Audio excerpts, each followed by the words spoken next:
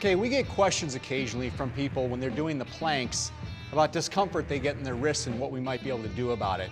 So I'm going to take you through a few different options and see if that can help you out or your clients that you're working with. Now, oftentimes it's either going to be that the person just doesn't have the wrist extension, or maybe they're not bracing enough to give some stiffness to that wrist joint.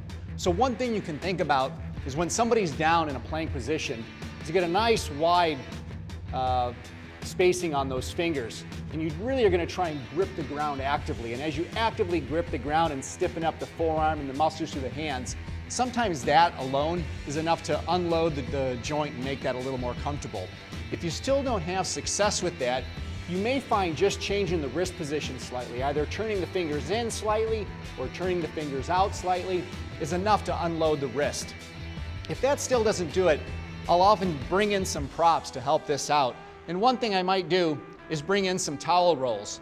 And with the towel rolls, all I'm going to do is place the upper third of the palm onto the towel rolls with the fingers on the ground. And with that towel roll, what it's doing is taking out some of that wrist extension and thereby unloading that joint and making that a little bit more comfortable.